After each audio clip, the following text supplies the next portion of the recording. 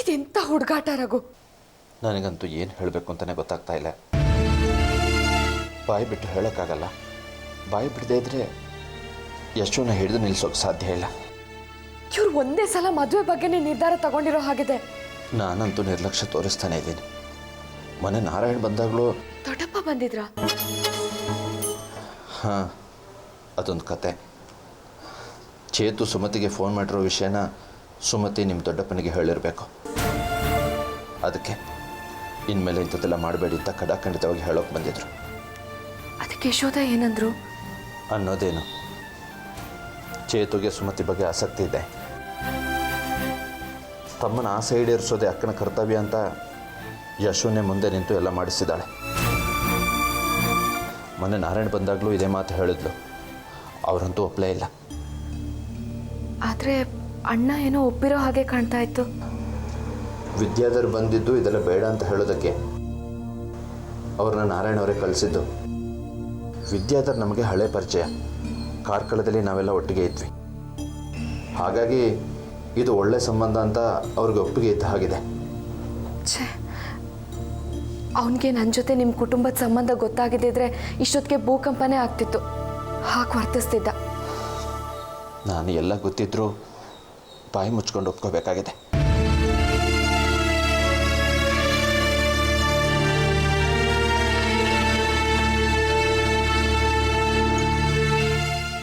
ನೀವೇನಾದರೂ ಒಪ್ಪಿದ್ರೆ ನನ್ನ ಕತೆ ಏನು ಹೇಳಿರಾಗು. ಮದುವೆ ಮುಗಿದ್ಮೇಲೆ ಯಶೋಧ ಗೊತ್ತಾದರೆ ನಮ್ಮ ಸುಮತಿ ಕತೆ ಏನು? ಮೊದಲೇ ಚೇತು ನನ್ನ ಬಗ್ಗೆ ಏನೇನೋ ಅನುಮಾನ ಇಟ್ಕೊಂಡು ಉರಿತಾ ಇದ್ದಾನೆ. ನಾನೇ ಸುಮತಿ ಅಕ್ಕ ಅಂತ ಗೊತ್ತಾದರೆ ಅವಳನ್ನು ಬಾಳಿಸ್ತಾನ? ನೀವು ಯಾಕೆ ಯಶು ಥರ ಅಷ್ಟು ದೂರ ಹೋಗ್ತೀರಾ? ಈಗ ನಾವು ಮಾಡಬೇಕಾಗಿರೋದು ಈಗಲೇ ಇದನ್ನು ನಿಲ್ಲಿಸೋದು. ಹೌದು ರಘು, ಈ ಮದುವೆ ಎಲ್ಲ ಅನಾಹುತಕ್ಕೂ ಕಾರಣ ಆಗುತ್ತೆ.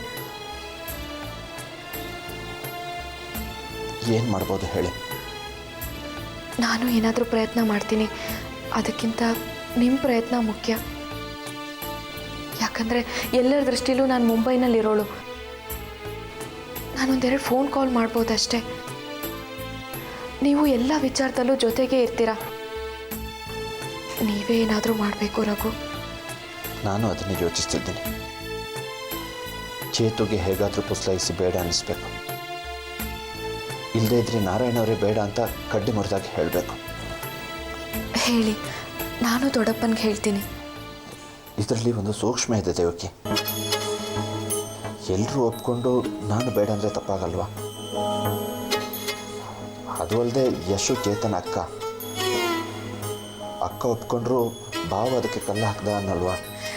ಏನಾದರೂ ಅನ್ಕೊಳ್ಳಿ ರಘು, ಮೊದಲು ಈ ಸಂಬಂಧ ನಿಲ್ಲಬೇಕು.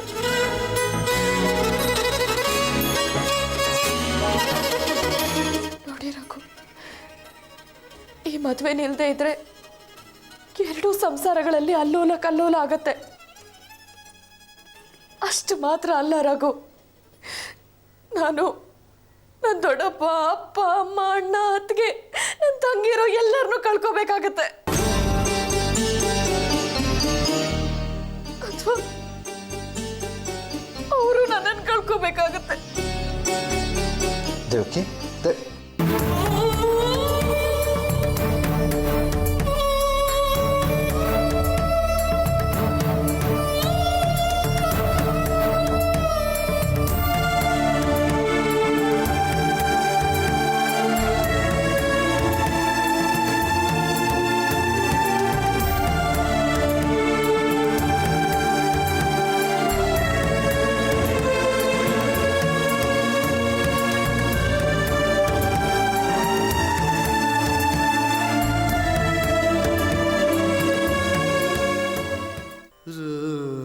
ಮನೆ ಒಳಗೆ ಇನ್ನೊಂದು ಮನೆ ಥರ ಮಾಡ್ಕೊಳ್ಳೋ ಬುದ್ಧಿ ಯಾಕ್ರಿ ಬಂತು ನಿಮಗೆ? ಅಂದ್ರೆ ಏನರ್ಥ? ಮನೆಯಿಂದ ಹೊರಗಡೆ ಹೋಗೇ ಮನೆ ಮಾಡುವಂತನ? ಅಣ್ಣ, ಎಲ್ಲದಕ್ಕೂ ನೀನ್ ಯಾಕೆ ಉಲ್ಟಾ ಹೇಳ್ತೀಯ? ಅತ್ತಿಗೆ ಏನ್ ಹೇಳ್ತಿದ್ದಾರೆ ಅನ್ನೋದನ್ನ ಸ್ವಲ್ಪ ಅರ್ಥ ಮಾಡ್ಕೊ.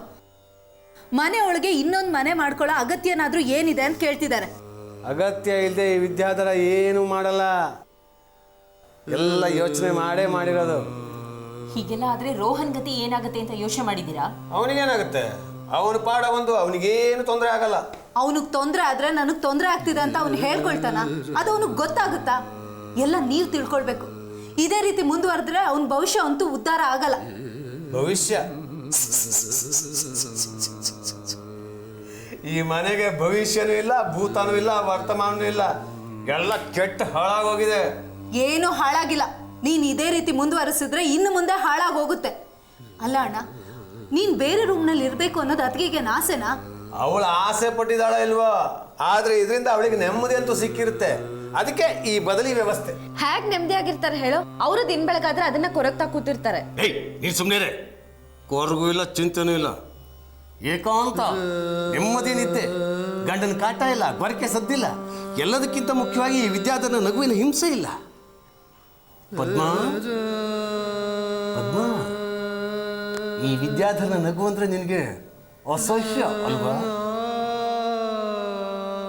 ನಾನು ಯಾವಾಗ ರೀ ಅಸಹ್ಯ ಅಂತ ಹೇಳಿದ್ದೀನಿ? ಕೆಟ್ಟದಾಗ ನಗ್ಬೇಡಿ ಅಂತ ಅಷ್ಟೇ ಹೇಳಿರೋದು ನಿಮ್ಗೆ. ಕೆಟ್ಟದಾಗ ನಗಬೇಡಿ ಅಂದ್ರೆ ಏನರ್ಥ? ಅಸಹ್ಯ ಅಂತಾನೆ ಅಲ್ವಾ? ಅಣ್ಣ, ನೀನು ಎಲ್ಲದಕ್ಕೂ ಕಣಿ ತೆಗಿಬೇಡ. ಬಾ, 10 ರೂಪಾಯಿ 3 ಪ್ರಶ್ನೆ, ಇಡೀ ಮನೆಯವ್ರ ಭವಿಷ್ಯ ಕೇಳಿಸ್ಬಿಡ್ತೀನಿ. ಕಣಿ ಅಂತ ಕಣಿ. ಅಪ್ಪ, ನೀವೇ ಏನಾದ್ರೂ ಮಾತಾಡ್ಕೊಳ್ಳಿ. ಬರ ಸುಮತಿ.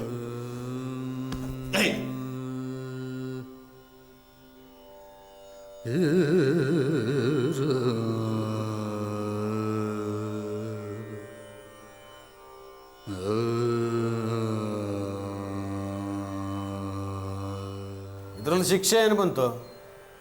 ಅಮ್ಮನಾಗಿ ನಿನ್ನ ಜವಾಬ್ದಾರಿ ನೀನು ನಿಭಾಯಿಸು, ಅಪ್ಪನಾಗಿ ನನ್ನ ಜವಾಬ್ದಾರಿ ನಾನು ನಿಭಾಯಿಸ್ತೀನಿ. ನಿಜ ಹೇಳಬೇಕು ಅಂದರೆ ಅವನಿಗೆ ಈಗ ಬೇಗ ಹೊತ್ತಾಗುತ್ತೆ. ಅಪ್ಪನ ಮನೇಲೆ ಅಮ್ಮನ ಮನೇನೂ ಆಯಿತು, ಅಮ್ಮನ ಮನೇಲೆ ಅಪ್ಪನ ಮನೇನೂ ಆಯಿತು. ಅವನಿಗೆ ಬುದ್ಧಿ ಬಂದ ಮೇಲೆ ನಾವು ಮಾಡಿರೋದು ತಪ್ಪು ಅಂತ ಅನಿಸಿದ್ರೆ ಇಬ್ಬರ ಮೇಲೂ ಕೇಸ್ ಹಾಕಲಿ.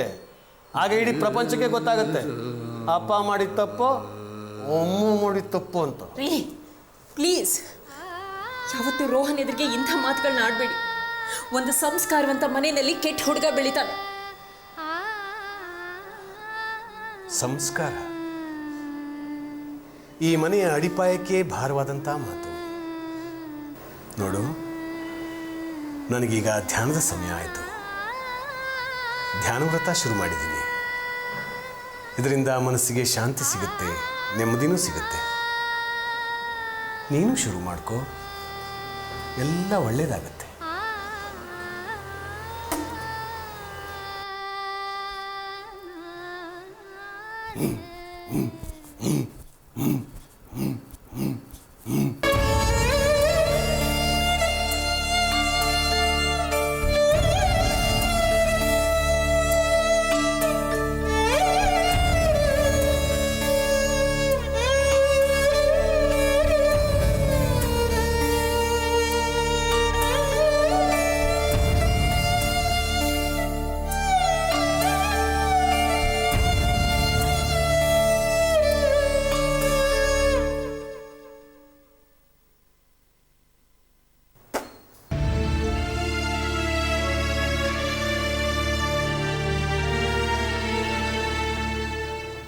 ಔಷಧಿನೇ ಇಲ್ಲದೆ ಇರೋ ರೋಗನ ಸುಮ್ಮನೆ ಯಾಕ್ರಿ ನಿಮ್ಮ ಮನಸ್ಸಿಗೆ ಆಹ್ವಾನಿಸ್ಕೋತಾ ಇದ್ದೀರಾ?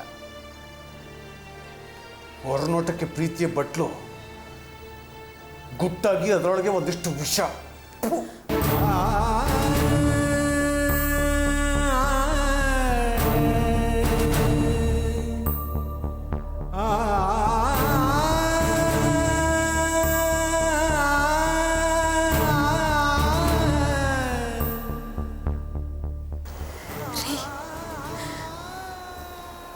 ಕಾಲದಲ್ಲಿ ನೀವೇ ತುಂಬ ಇಷ್ಟಪಡ್ತಾ ಇದ್ದ ನಿಮ್ಮ ಪದ್ಮನ ಈಗ ಹಿಂಚಾಗಿ ಇರಿತಾ ಇದ್ದೀರಾ. ಎನಿವೇಸ್, ಯಶೋದಾಗೆ ಕಂಗ್ರ್ಯಾಟ್ಸ್. ನನ್ನ ಪರವಾಗಿ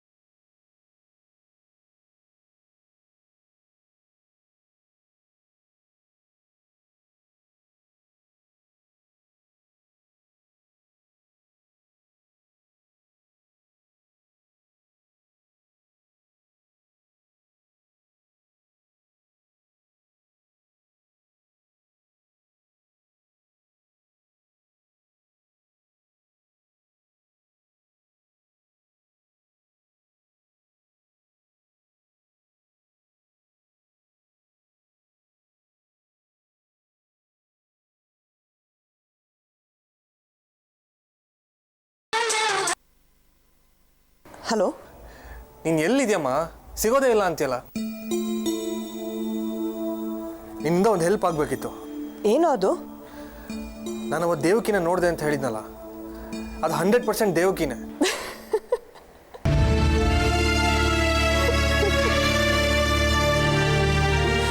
ನಿನ್ಗೇನೋ ಆಗಿದೆ. ದೇವ್ಕಿ ಊರಲ್ಲೇ ಇಲ್ಲ. ನಿನ್ಗೆ ಹೇಗೋ ಕಾಣಿಸ್ತಾಳೆ? ಅವಳು ವಾಯ್ಸ್ ಕೇಳಿದೆ, ಅವಳು ಹೋಗೋದನ್ನು ನೋಡಿದೆ. ಅದೇ ಅವನು ಅವಳು ಗಂಡ ಅನ್ಸುತ್ತೆ. ಒಂದೆರಡು ಸಲ ದೇವಕಿ ಅಂತ ಕರೆದಿದ್ದನ್ನು ಕೇಳಿದೆ. ವಾಸು, ಅಮೇರಿಕಾ ತುಂಬ ಅಡ್ವಾನ್ಸ್ಡ್ ಕಂಟ್ರಿ ಅಂತ ಗೊತ್ತು. ಆದರೆ ನೀನು ದೇವ್ಕಿಗೆ ಗಂಡನ ಕರ್ಣಿಸೋ ಅಷ್ಟು ಅಡ್ವಾನ್ಸ್ಡ್ ಆಗಬಾರ್ದಾಗಿತ್ತು.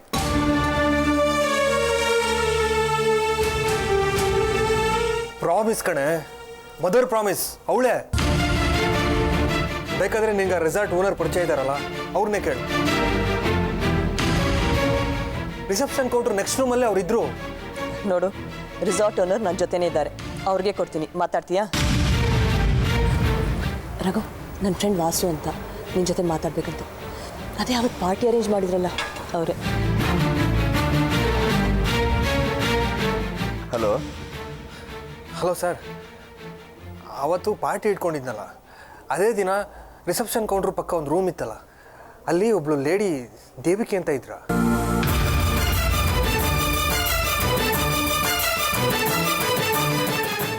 ದೇವಕಿ ಅಂತನಾ? ಏನವರು? ಸುನೀತಾಗೂ ನನಗೂ ಕಲೀಗ್ ಆಗಿದ್ರು. ಯಾರಿದ್ದಾರೆ ಅಂತ ಹೇಳೋದು ಕಷ್ಟ ರೀ. ಅಕಸ್ಮಾತ್ ರಿಜಿಸ್ಟ್ರಲ್ಲಿ ಎಂಟ್ರಿ ಆಗಿದ್ದರೆ ಹೇಳ್ಬೋದು. ಅದು ಕಪಲ್ಸ್ ಬಂದರೆ ಗಂಡಸರ ಹೆಸರಷ್ಟೇ ಎಂಟ್ರಿ ಆಗಿರುತ್ತೆ. ಅದು ದೇವಕಿ ಅಂತ ನನಗೆ ಚೆನ್ನಾಗಿ ಗೊತ್ತು ಸರ್, ಅದಕ್ಕೆ ಕೇಳಿದೆ. ಅವಳು ಮಿಸ್ ಆಗಿರೋ ಹುಡುಗಿ. ಒಂದು ರೀತಿ ನಾನು ಬರೆದಾಗಿದ್ದೀನಿ. Dark, blank.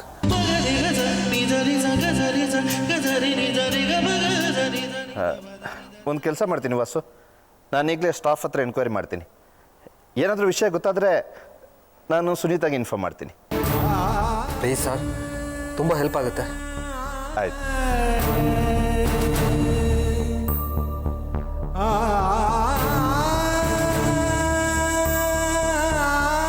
ಬಹುಶಃ ಲವ್ನಲ್ಲಿ ತುಂಬ ಡೀಪಾಗಿ ಮುಳುಗೋಗಿದ್ದಾನೆ ಅನಿಸುತ್ತೆ.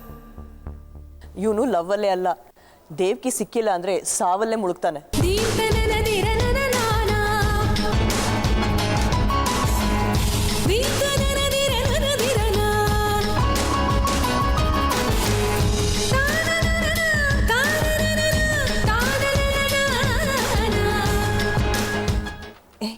ಅವತ್ತು ಪಾರ್ಟಿ ದಿನ ಫೋನಲ್ಲಿ ಒಂದು ಮಾತು ಹೇಳಿದ್ಯಲ್ಲ, ಪಾರ್ಟಿಲಿರೋ ಅಷ್ಟು ಜನ ಹುಡುಗಿರೋ ನನ್ನ ಥರಾನೇ ಕಾಣಿಸ್ತಿದ್ರು ಅಂತ.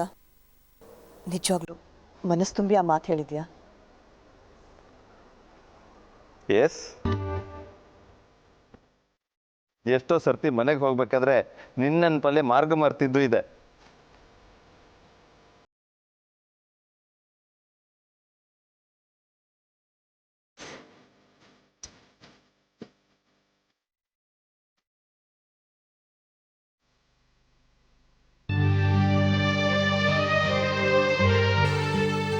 ಅವ್ರ ಅಣ್ಣ ಮಾತಾಡೋದು ನೋಡಿದ್ರೆ ನಾನು ಬರೀ ಕನ್ಸು ಕಂಡ್ಕೊಂಡೇ ಇರಬೇಕು ಅಂತ ಕಾಣುತ್ತೆ.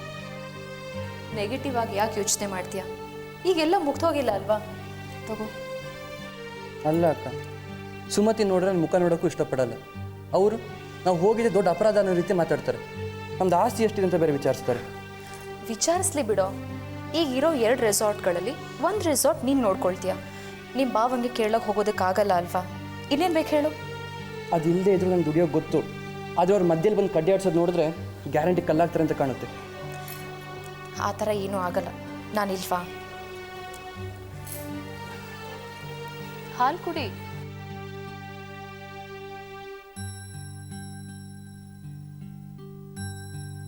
ಚೇತು, ದೇವ್ಕಿ ಟೆರೇಸಿಂದ ರೂಮಿಗೆ ಹೋದ್ಲಾ? ಆಗಲೇ ಹೋದ್ರಲ್ಲ. ಖಂಡಿತ ತಾನೇ? ಹೌದಕ್ಕ.